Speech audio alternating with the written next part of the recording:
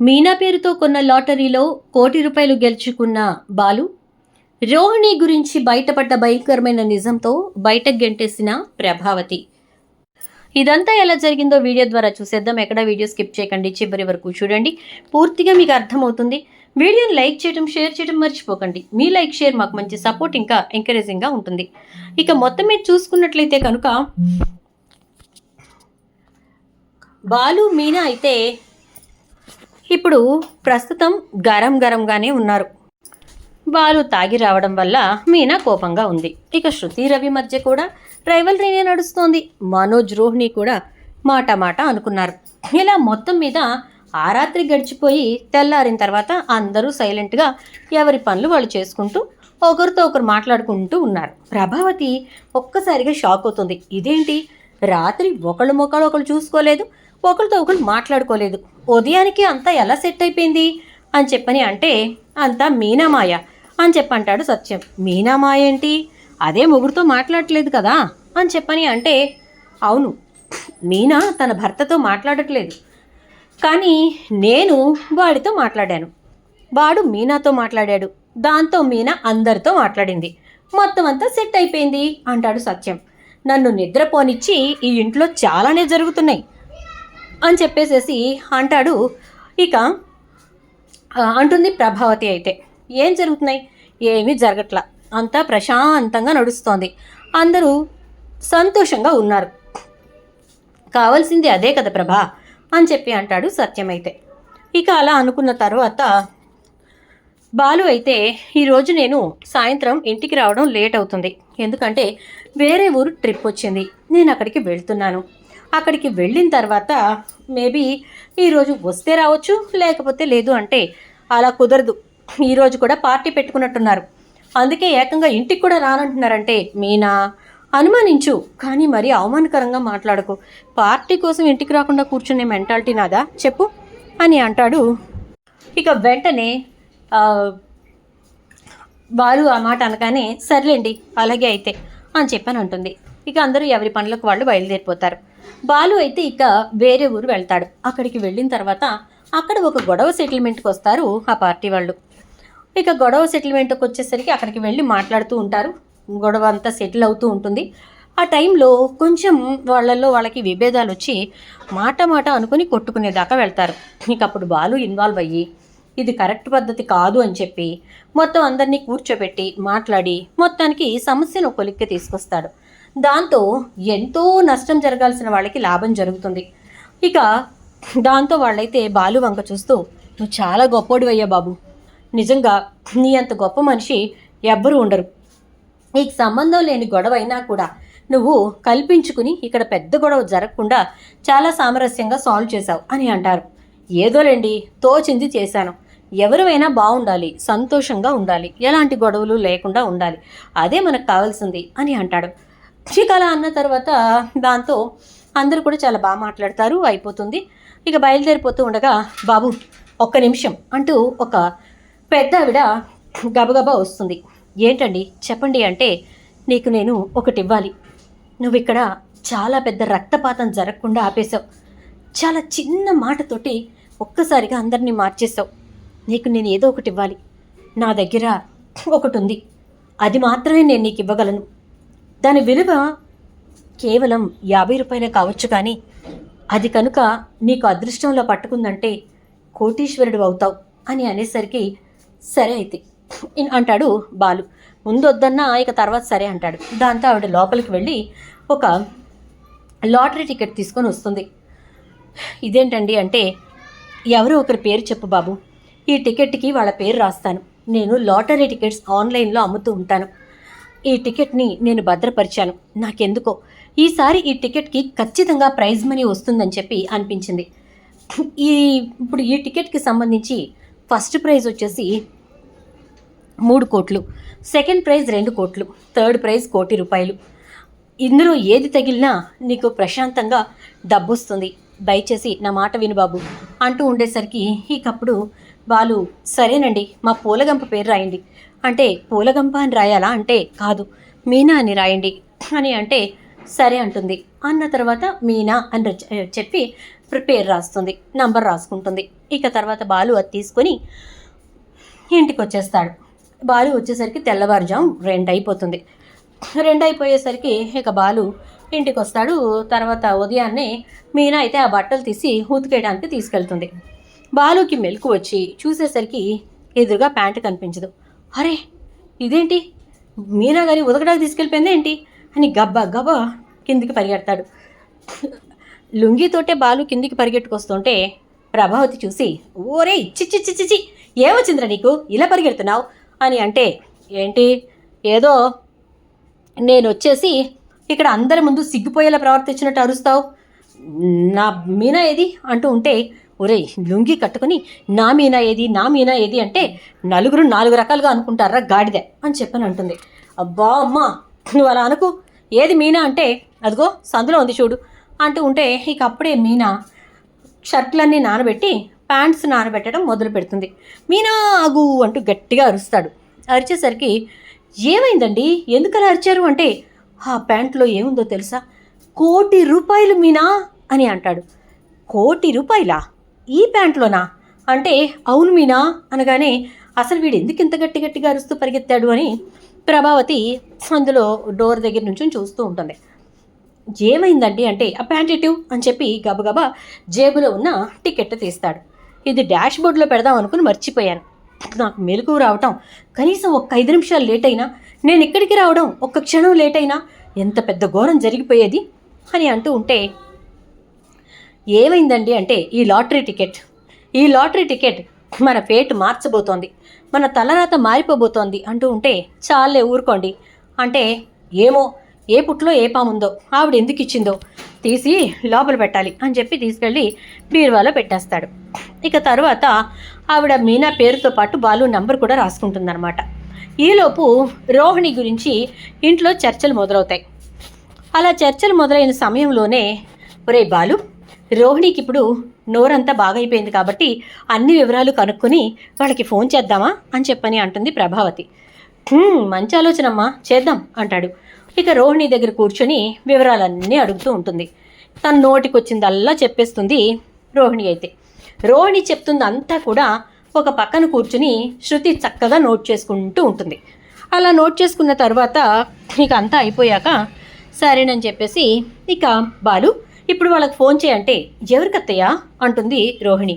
మొన్న మలేషియా నుంచి వచ్చారు కదా వాళ్ళకి ఈ వివరాలన్నీ వాళ్ళకి ఇస్తే అక్కడ మీ నాన్నగారికి సంబంధించి బెయిల్ పనులు వాళ్ళు చూస్తామన్నారు అంటుంది. ఒక్కసారిగా షాక్ అయిపోతుంది రోహిణి. ఏం మాట్లాడుతున్నారు అత్తయ్య అనగానే, ఏ తప్పేముంది, మీ నాన్న బెయిల్ మీద బయటికి రావడం నీకు ఇష్టం లేదా అని అంటుంది. అయ్యో అది కాదు అత్తయ్య, మీరెందుకు రిస్క్ తీసుకోవడం, నేను మాట్లాడతాను, నేను చేసుకుంటాను కదా అంటుంది.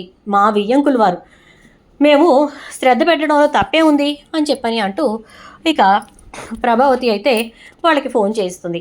బాలు కాల్ చేయగానే వాళ్ళు లిఫ్ట్ చేసి, చెప్పు బాలు అని అంటే, నంబర్ ఫీడ్ చేసి పెట్టుకున్నారా సార్ అంటే, మాకు మీరు చుట్టాలు అయిపోయారు కదా బాలు, ఇంకెందుకు చేసుకొని చెప్పు అంటే, మీకు నేను కొన్ని డీటెయిల్స్ పంపిస్తున్నాను, మా వదిన వాళ్ళ నాన్నగారికి సంబంధించినవి, కొంచెం అవన్నీ ఎంక్వైరీ చేసి ఆయనకి బెయిల్ వచ్చేలా ఏర్పాటు చేయండి అంటే, సరే బాలు నేను నీకు రేపు సాయంత్రం చేస్తాను అంటాడు. సరే అయితే అని ఫోన్ పెట్టేస్తాడు.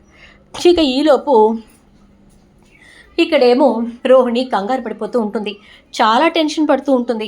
ఏంటిది ఇలా జరుగుతుంది ఏంటి, ఇప్పుడు నా పరిస్థితి ఏంటి అని ఆలోచిస్తూ ఉంటుంది. అలా ఆలోచిస్తున్నటువంటి టైంలోనే రోహిణికైతే ఇక వెంటనే ఒక ఆలోచన తడుతుంది. అక్కడ ఆయన ఏమేమి డీటెయిల్స్ తీసుకుని ఫోన్ చేస్తాడో ఏమో అని చెప్పి వాళ్ళ నెంబర్ కొట్టేసి ఎలా అయినా వాళ్ళకి ఫోన్ చేసి వాళ్ళనే బతిమలాడుకుందాం అనుకుంటుంది. ఇక వాళ్ళ నెంబర్ కోసం అని చెప్పేసి బాలు ఫోన్ని జాగ్రత్తగా ఛార్జింగ్లో పెట్టినప్పుడు తీస్తూ ఉండగా దొరికిపోతుంది. ఏమ్మా పార్లర్ అమ్మా, పాత ఫోన్ కూడా ఇలాగే తీసేసి గుణగాడికి ఇచ్చావా శివ వీడియో బయట పెట్టడానికి అనగానే షాక్ అయిపోతుంది రోహిణి. ఏం మాట్లాడుతున్నావు బాలు అంటే, ఇప్పుడు నా ఫోన్తో నీకేం పని అనగానే, అబే నా ఫోన్ అనుకుని అనగానే, అమ్మా అత్తావతమ్మ, ఒక్కసారి ఈ సమస్యకి పరిష్కారం చెప్పు, నువ్వే న్యాయం చెప్పు. నా గదిలో నేను ఛార్జింగ్ పెట్టుకున్న ఫోన్ని నా ఫోన్ ఏమో అనుకుంటూ ఆవిడ గారు తీసుకుందట, ఇది అంతవరకు న్యాయం అని అంటే, ఏంటి రోహిణి ఇది, నువ్వు వాళ్ళ గదికి ఎందుకు వెళ్ళావు, బాలు ఫోన్ ఎందుకు ముట్టుకున్నావు అంటే, అది ఛార్జర్ కోసం తీసాను అత్తయ్య అంటుంది. నీ ఛార్జర్ నీకుంది కదా, వాడి ఫోన్ ఛార్జర్ నీ ఫోన్ ఛార్జర్ ఒకటి కాదు కదా అని అంటే, అది అంటే నేను ఇలాంటి ఫోనే కొన్నాను అత్తయ్య అంటుంది. అంటే నీ దగ్గర 2 నెంబర్లు ఉన్నాయా అంటే, అది అది అంటూ ఉంటుంది. సర్లే, అనవసరంగా వాళ్ళ రూమ్కి వెళ్ళి నువ్వెందుకు మాట్లాడతావు అని తిడుతుంది. ఇక వెళ్ళిపోతుంది రోహిణి. అయితే ఈలోపు తర్వాత రోజు సాయంత్రానికి ఆయన ఫోన్ చేస్తా అన్నాడుగా, ఫోన్ చేస్తాడు బాలు. అనగానే చెప్పండి సార్ అని స్పీకర్ ఆన్ చేస్తాడు. ఏం లేదు బాలు, నువ్వు ఇచ్చిన డేటా ఏదైతే ఉందో ఆ డేటాకు సంబంధించి ఈ మలేషియాలోనే ఏ వ్యక్తి లేరు బాలు. జైల్లో ఉన్న వాళ్ళందరి దగ్గర నేను కలెక్ట్ చేశాను, అదే వాళ్ళందరికీ పంపించాను. ఇక ఇక్కడ బిజినెస్ మ్యాగ్నెట్స్ లిస్ట్లో కూడా అతని పేరు లేదు.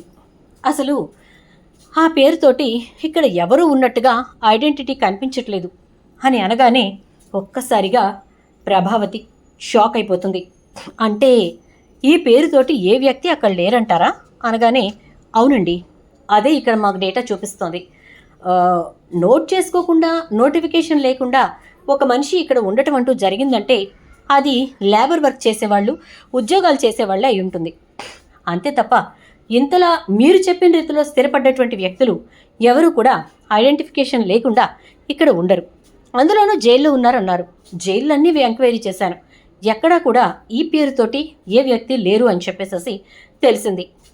ఇండియన్స్ అందరినీ ఒక జైల్లో పెడతారు, అక్కడ కూడా చూశాను అనగానే ఇక ఒక్కసారిగా ప్రభావతి, అంటే ఏంటి రోహిణి ఇది అనగానే, అదేంటత్తయ్య, మా నాన్న అక్కడ జైల్లో ఉన్నాడు, ఆయన లేరని చెప్తున్నారు, ఒకవేళ ఆయనే ఎంక్వైరీ చేయలేదేమో అని అంటే, అంతేనంటావా అంటుంది.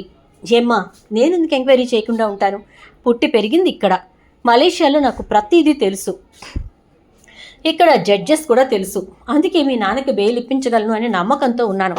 తీరా చూస్తే నువ్వు ఇలా మాట్లాడతావేంటమ్మా అని చెప్పని అంటే, ఇక అప్పుడు బాలు అయితే, ఇంకా అమాయకురాల్లా అడుగుతావేంటమ్మా అమ్మావతి, అక్కడ మలేషియా లేదు, మన్ను లేదు, ఈ పార్లర్ అమ్మకి మలేషియాలో బాబు లేడు, ఈ మనోజ్ గాడికి మలేషియాలో మామ లేడు అని చెప్పని అంటే, ఏం మాట్లాడుతున్నావురా అని చెప్పని అంటుంది ప్రభావతి.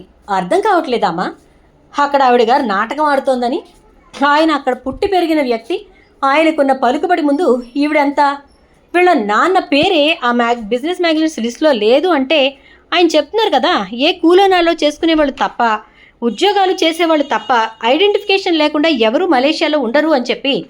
మరి అలాంటప్పుడు ఆయన కూలోనాలో చేసుకునేవాడో లేకపోతే ఉద్యోగం చేసేవాడో కాదు కదా, పెద్ద వ్యాపారవేత్త, బోర్డంత సంపాదించిన వ్యక్తి. మరి అలాంటి అతని పేరు అక్కడ తెలియకుండా ఉంది అంటే అసలు అలాంటి వాళ్ళే లేరని అర్థం అనగానే ఇక ప్రభావతికి కోపం వచ్చి, చెప్పవే, నిజం చెప్పు, అసలు మీ నాన్న మలేషియాలో ఉన్నాడా లేదా, అసలు నీకంటూ నాన్న ఉన్నాడా లేదా అని అంటూ ఇక పట్టుకుంటుంది ప్రభావతి. ఏం చేయాలో అర్థం కాక రోహిణి, అది కాదత్తయ్య అని ఏదో చెప్పబోతుంటే, నడు బయటికి, నువ్వు వెళ్ళి మలేషియాలో మీ నాన్న ఉన్నాడని నాకు నిరూపించు, మీ నాన్నకి బెయిల్ ఇప్పిస్తానని ఆయన అంటున్నాడు, ఆయన దగ్గరికి వెళ్ళి మీ నాన్నని కలిసి మీ నాన్నకి బెయిల్ తీసుకుని మీ నాన్నని ఇండియాకి తీసుకునిరా, అప్పటి వరకు నా గుమ్మంలో అడుగు పెట్టకు అంటుంది.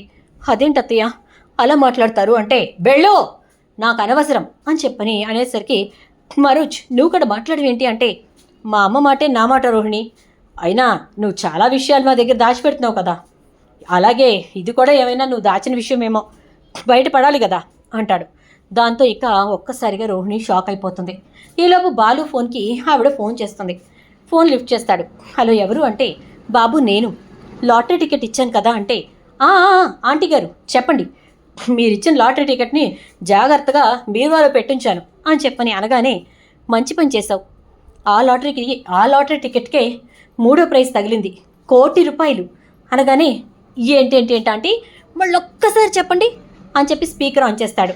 నువ్వు మీనా పేరుతో తీసుకున్నటువంటి ఆ లాటరీ టికెట్కి 3rd ప్రైజ్ 1 కోటి రూపాయలు వచ్చాయి అంటున్నాను అనగానే, చాలా థ్యాంక్స్ ఆంటీ, ఖచ్చితంగా మీకు అందులోంచి నేను 10 లక్షలు ఇస్తాను, మీరే డబ్బు పెట్టుకొని మాకు ఇచ్చారు ఇది అంటే, పర్వాలేదు బాబు, నాకు అక్కర్లేదు, నువ్వు ఆ రోజు చేసిన పనికి నేను ఎంత ఇచ్చినా తక్కువే అని అంటూ ఉంటుంది. దాంతో ఇక బాలు ఇది తీసుకుని మీ దగ్గరికి రానా అంటే అక్కర్లేదు, అక్కడ ఒక ఏజెంట్ ఉన్నాడు, అతనికి ఫోన్ చేసి చెప్తాను, అతని మీ దగ్గరికి వచ్చి టికెట్ కలెక్ట్ చేసుకుని మీ అకౌంట్లోకి ఆ డబ్బు వచ్చే ఏర్పాట్లు చేస్తాడు. కొన్ని ట్యాక్సులు అవి కట్ అవుతాయి, మిగతా అమౌంట్ వస్తుంది అంటే అలాగే ఆంటీ అని చెప్పి ఫోన్ పెట్టేస్తాడు. ఇది విన్నటువంటి ప్రభావతి ఒక్కసారిగా షాక్ అవుతుంది. ఏంటి, మీనా పేరుతో ₹1,00,00,000 లాటరీ వచ్చిందా అంటుంది. అదే కదమ్మా చెప్పారు అంటూ బాలు కూడా సాగతీస్తాడు.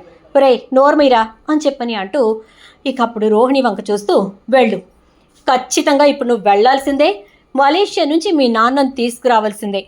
నువ్వు అక్కడికి వెళ్ళి బాలుకి ఫోన్ చేస్తే వాళ్ళ నెంబర్ ఇస్తాడు, వాళ్ళతో మాట్లాడుకుని వాళ్ళని కలిసి మీ నాన్న ఎక్కడున్నాడో వెళ్ళి కలిసి ఆయన్ని తీసుకునిరా, లేదంటే మనోజ్తో కాపురం విషయం మర్చిపో, విడాకులు ఇవ్వకుండానే మీరిద్దరూ వేరైపోవటమే అని అంటుంది.